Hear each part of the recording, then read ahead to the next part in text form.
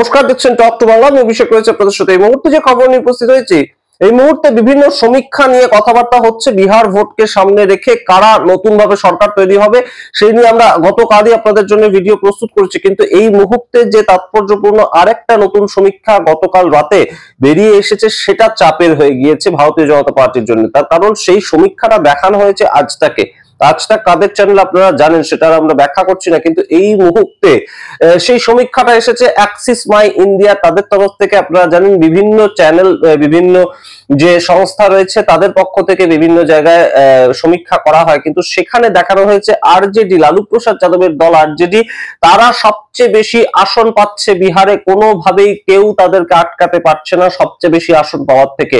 তার পরবর্তী যারা আসন পাচ্ছে সেটা জেডিইউ, বিজেপি নয়। জেডিইউ সবচেয়ে বেশি আসন পাচ্ছে, দ্বিতীয় বৃহত্তম পার্টি হচ্ছে জেডিইউ। অর্থাৎ নীতিশ কুমার এবং লালু প্রসাদ যাদবের যে ম্যাজিক, সেটা এখনো বিহার থেকে সরে যায়নি। তার পরবর্তীতে তৃতীয় লার্জেস্ট পার্টি হচ্ছে ভারতীয় জনতা পার্টি এবং চতুর্থ লার্জেস্ট পার্টি হচ্ছে কংগ্রেস। তার পরবর্তীতে আসছে এলজেপি, আর তার পরবর্তীতে আসছে বাম সমর্থিত যে বামফ্রন্টের সমস্ত দলগুলো রয়েছে। কিন্তু এই মুহূর্তে সামগ্রিক সমীক্ষায় যে গুরুত্বপূর্ণ পয়েন্টটা উঠে এসেছে সেটা হচ্ছে যে এই 1 থেকে 1.5% ভোটের ব্যবধানে যা কিছু হতে পারে, সরকার বদল হয়ে যেতে পারে, তেমন একটা প্রেক্ষাপট যে কোনো মুহূর্তে ঘটতে পারে। এবং সেটা কারা বলছে? অ্যাক্সিস মাই ইন্ডিয়া দেখাচ্ছে কারা? আজ তাক। এইটা আসার পর থেকে কিন্তু একটা জিনিস অন্তত শিওর, এই মুহূর্তে এনডিএ যদি গভর্নমেন্ট তৈরি করতে শেষ পর্যন্ত সমর্থ হয়, 122টা ম্যাজিক ফিগার তারা টাচ করতে পারে, তাহলে কিন্তু নির্ণায়ক ভূমিকা থাকবে নীতিশ কুমারের হাতে। চাণক্য তিনিই থাকবেন এই মুহূর্তে বিহার ভোটে, সেটা আরো একবার স্পষ্ট হচ্ছে। কারণ সংখ্যা যার বেশি, লোকবল তার বেশি এবং তার বক্তব্যটাই শোনা হবে। তা না হলে তিনি যে কোনো মুহূর্তে অন্য ধরনের কোনো সমীকরণ তৈরি করতে পারেন, সেটা অন্য প্রসঙ্গ। কিন্তু এই মুহূর্তে যে সমীক্ষাটা উঠে এসেছে সেটা আপনাদের আগে একবার বলি। আরজেডি তারা 67 থেকে 76টা আসন পেতে পারে, তেমন একটা বক্তব্য রাখা হচ্ছে। তার কারণ তারা 143টা আসন লড়েছিল। সবচেয়ে বেশি বিহারে যদি আসনে কেউ লড়াই করে থাকে তাহলে সেটা কিন্তু আরজেডি, ইন্ডিয়া গঠবন্ধনের পক্ষ থেকে, এবং তারা 143টা আসনে লড়াই করেছে। তাই তারা প্রথম লার্জেস্ট পার্টি হিসেবে উঠে আসছে, তেমন একটা বক্তব্য।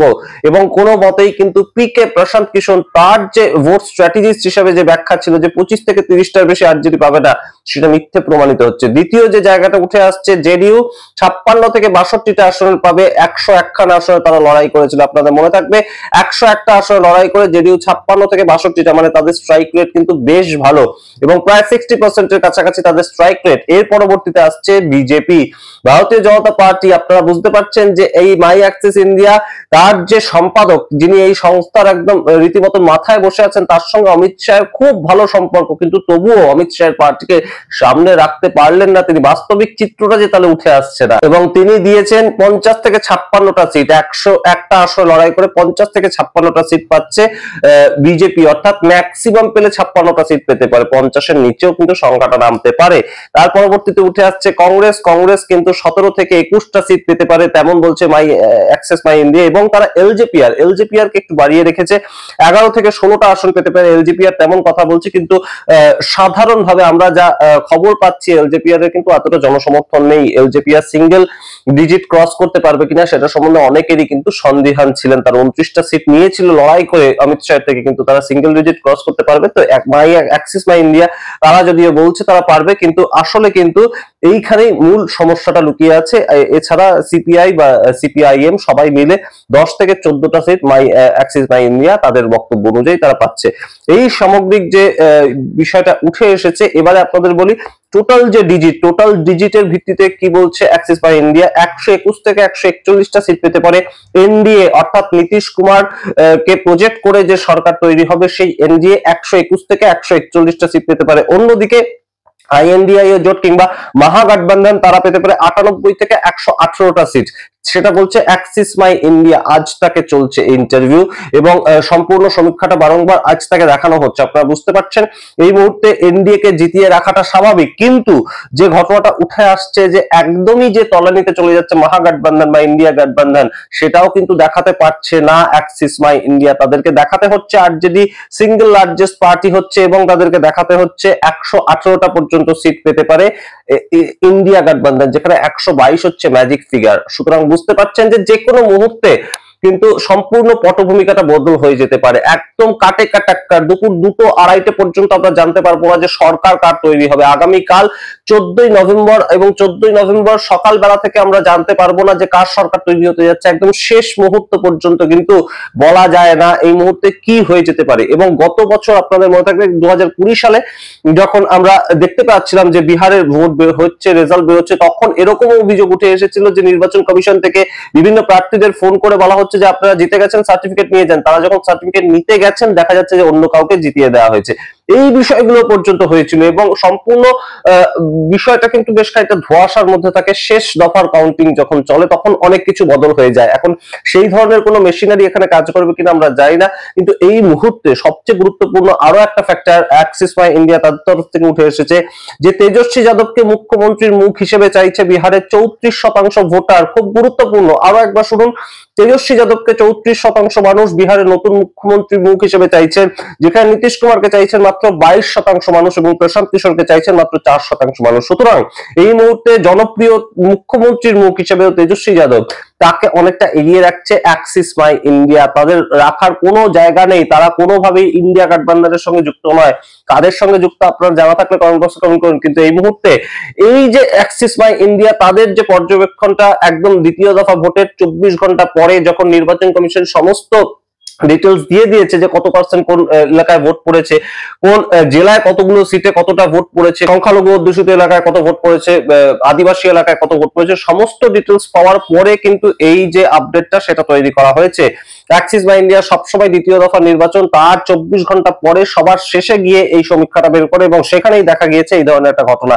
এবং আপনাদেরকে আরো একটা আপডেট দিয়ে রাখি, এই মুহূর্তে নীতিশ কুমার তিনি কিন্তু হতে চলেছেন চাণক্য। কারণ যদি এনডিএ গভর্নমেন্ট তৈরি হয় তাহলে কিন্তু এই মুহূর্তে নীতিশ কুমার নির্ণায়ক ভূমিকা পালন করবেন। নীতিশ কুমার ঠিক করবেন যে তিনি কার সঙ্গে থাকবেন।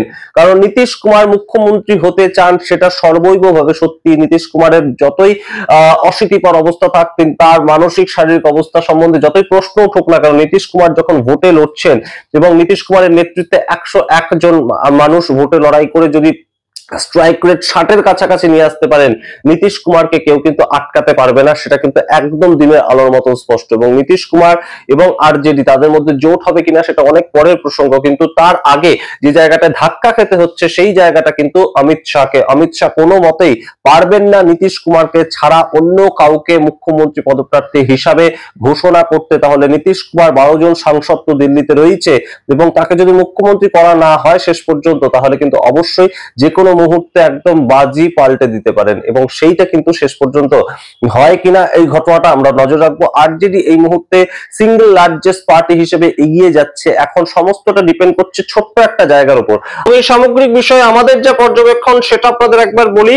এই মুহূর্তে কংগ্রেস তাদের উপর কিন্তু ডিপেন্ড করছে যে তেজস্বী যাদব মুখ্যমন্ত্রী হবেন না সেটা প্রথম থেকেই আমরা বলছি।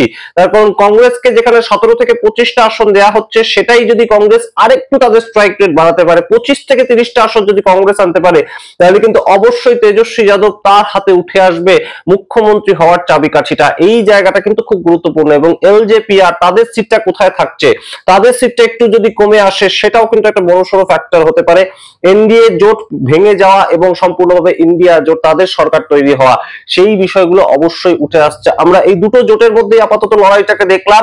আমরা কোনো মতেই আর যে অন্য সমীকরণগুলো সেগুলো নিয়ে অন্য ভিডিওতে কথা বলবো, কিন্তু এই অ্যাক্সিস মাই ইন্ডিয়া তাদের যে পর্যবেক্ষণ সেটা অনুযায়ী যদি কংগ্রেসের আরেকটু সিট বাড়ে, আমাদের যা মতামত, আমাদের যা পর্যবেক্ষণ, তাতে কিন্তু অবশ্যই বেশ খানিকটা বাজি পাল্টাতে পারে। শেষ পর্যন্ত আমরা জানি না কি হবে।